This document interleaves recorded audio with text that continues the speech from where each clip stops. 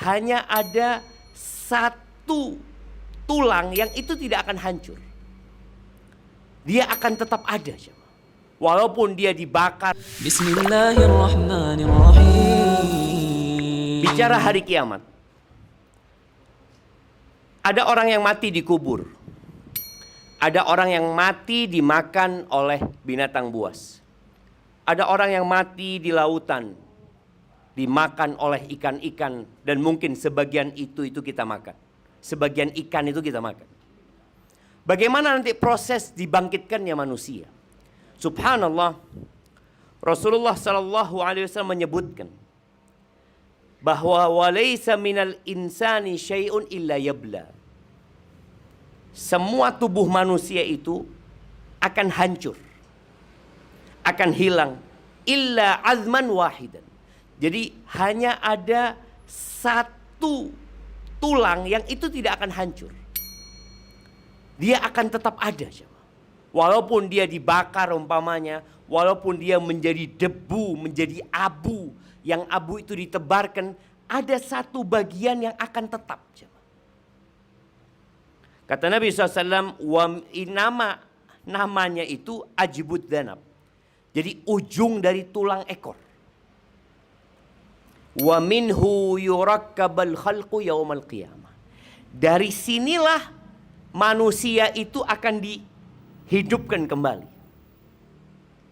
Jadi tatkala terjadi kiamat dan manusia semua sudah berada di dalam tanah, kita tidak akan melihat gunung, kita tidak akan melihat lembah, kita tidak akan melihat rumah-rumah.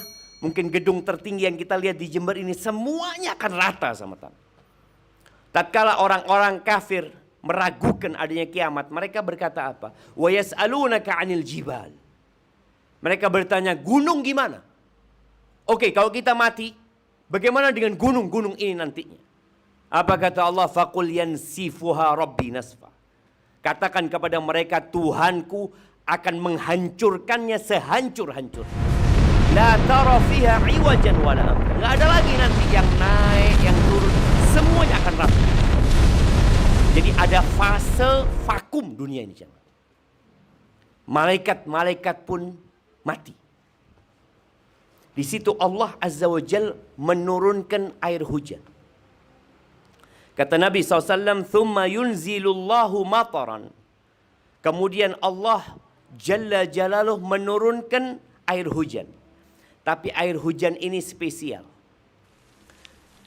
Ka'annahu tal awidhil fatanbutu minhu ajsadun nas. Air hujan itu seperti gerimis, ya.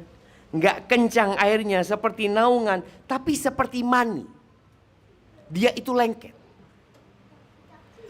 Air hujan itu berapa lama akan menghujani bumi ini? Ada beberapa riwayat yang mengatakan 40. Ada yang mengatakan 40 hari air hujan itu turun. Selama 40 hari itu jasad manusia tumbuh. Seperti kalau kita lihat biji, ya. Kalau kita ngelihat kedelai, itu bagaimana di dalam tanah? Tumbuh pelan-pelan, dia merekah, dan kita akan seperti itu. Kemudian setelah manusia jadi selama berhari-hari di dalam tanah itu, manusia jadi tubuhnya, kita akan kembali seperti ini. Bahkan akan dibesarkan badan kita kalau kita masuk surga. Tapi setelah wujud manusia itu sudah sempurna di dalam tanah, apa kata Nabi SAW? Thumma yaqumu malak. Yang pertama dibangkitkan itu Israfil. Karena dia yang pegang sangkakala. Apa sangkakala itu, jamaah? Bukan trompet, ya. Banyak orang mengatakan trompet, bukan. Sangkakala itu kata Nabi SAW, qarnun yunfakhu fi. Tanduk yang ditiup. Jadi kalau kita bicara trompet, pikiran kita trompet alat musik itu, ya. Enggak, ini memang keluar suara. Jadi dulu itu mereka, bukan dulu, sampai sekarang mungkin ada, ya. Ada tanduk yang digunakan untuk seperti trompet, ditiup sama mereka. Yang besarnya hanya Allah yang tahu. Itu Israfil berdiri di antara langit dan bumi. Bayangin ya. Bagaimana besarnya malaikat Israfil. Fayanfukhu fihi. Dia tiup jemaah. Ada beberapa riwayat yang mengatakan ruh itu ada di situ. Jadi ruh manusia yang diambil itu dikumpulkan di sana, ditiupkan oleh Israfil. Apa kata Allah? Thumma nufikha fihi ukhra fa idahum qiyamun yanzurun. Ketika Israfil meniupkan ruh itu jemaah, meniupkan sangkakala itu, ruh itu berterbangan menuju ke jasadnya masing-masing. Tidak ada yang salah. Nggak ada ruhnya fulan masuk ke ruhnya ana, ke tubuhnya ana. Semua akan masuk ke ruhnya masing-masing. Fa idahum qiyamun yanzurun. Sekali tiup semuanya berdiri. Keluar dari bumi ini jamaah. Dan yang pertama keluar dari bumi itu adalah Nabi kita Muhammad alaihi salatu wassalam.